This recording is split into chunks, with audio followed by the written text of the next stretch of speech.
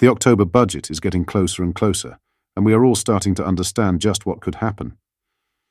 In today's video, we have news on Rachel Reeves on a fatal move that she is set to take that could have dire consequences on this country. We will discuss this, whilst also going over all of the latest news from up and down the country. But first, hit the like button and subscribe to the channel and join our fast-growing community. As Budget Day looms, there has been much speculation on the potential tax rises Chancellor Rachel Reeves could go ahead with to fill the £22 billion black hole in public's finances. British Stand has provided a roundup of what Britons should be on the lookout for and how this could affect them. Chancellor Rachel Reeves is set to unveil significant tax changes in her upcoming budget on October 30th. The Labour government is considering reforms to inheritance tax, national insurance, benefit systems, and capital gains tax, as mentioned in the video above. These measures aim to address what Labour calls a black hole in public finances, left by their Conservative predecessors. Reports suggest Reeves could be looking to raise £40 billion, primarily through tax increases and spending cuts. Reeves warned ministers there would be difficult decisions on spending, welfare and tax to come in her budget this month. What tax changes to look out for in the budget inheritance tax, often viewed as one of Britain's most unpopular taxes, could see significant reforms. The government is exploring changes to exemptions and reliefs, rather than directly raising the 40% rate.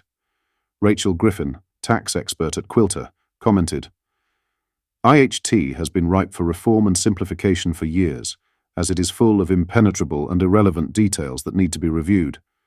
Policymakers should tackle IHT reform seriously, instead of using it as a political tool and revenue generator. The current £325,000 threshold, frozen until 2028, has drawn more taxpayers into the IHT net."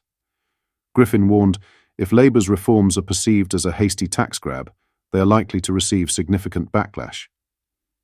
Potential changes could affect the 7-year gift rule, business relief, and agricultural relief. The Treasury has not commented on these speculations. National Insurance Prime Minister Keir Starmer has not ruled out an increase in employer national insurance contributions. This tax could raise billions for the country's coffers. While the Prime Minister has claimed Labour will stand by its promise to not increase taxes on working people, it is understood employers will not come under this group's banner. Employers currently pay 13.8% on employee earnings above £175 per week. Options include raising NI on earnings or introducing NI on employers' pension contributions. Neil Insel, a partner at business advisory firm Blick Rothenberg, warned a tax rise won't get Britain working and would be counterproductive to Labour's goal of economic growth. Seb Maley, chief executive of Kudos, said, "If the cost of hiring rises, businesses will need somehow to shoulder this. It goes without saying that the smallest businesses will be hit the hardest." Rebecca Seeley-Harris of Re Legal Consulting added, "For small owner-managed businesses, a rate rise could be crippling. As a result, many would either choose not to hire anyone or consider using freelance workers." Benefit cuts. The Labour government is considering £3 billion in benefit cuts over the next 4 years by tightening access to sickness benefits. This plan, originally proposed by the previous Conservative government, aims to reform work capability rules. An estimated 400,000 individuals currently on long-term sick leave could be reassessed as needing to prepare for employment by 2028/29.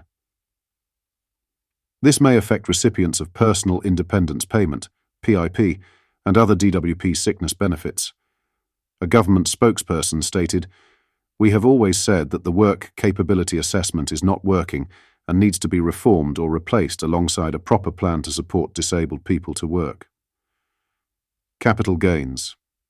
Capital gains tax rates could see an increase in the upcoming budget.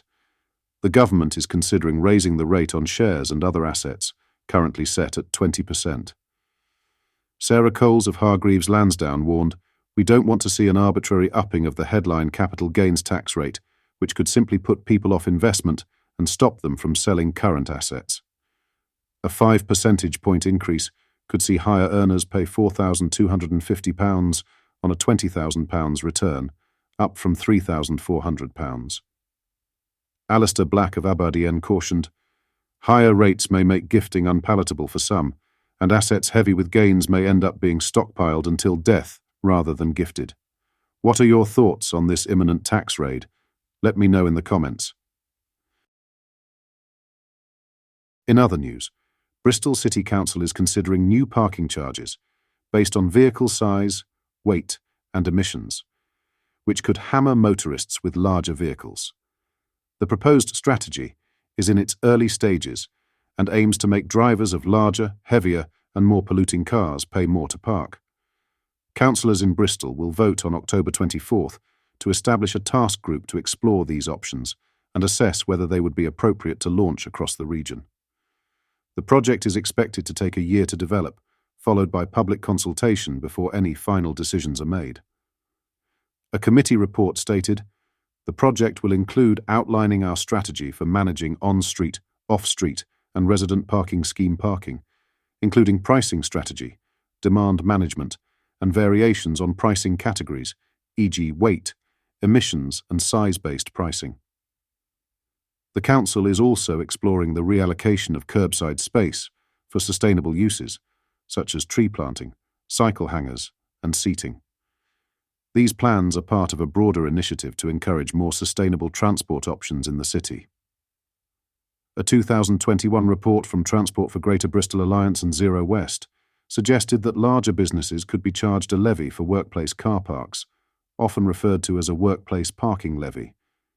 It said that this would encourage a shift away from relying on cars to get to work, with revenue from this scheme potentially being used on shuttle buses for employees.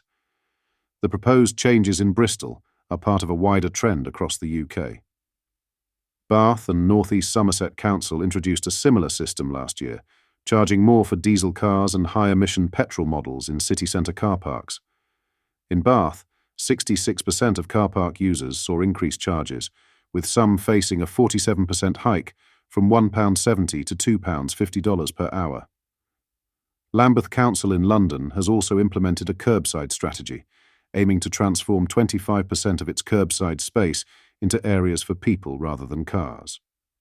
Drivers in Bath have been exposed to an emissions-based parking system since September last year, which charges diesel cars and high-emission petrol models, more based on their CO2 emissions. What are your thoughts on what we discussed in today's video? Let me know down in the comment section below. If you've not yet already, make sure you do drop a like on this video and subscribe to the channel for more British content. Thank you. Take care. Goodbye.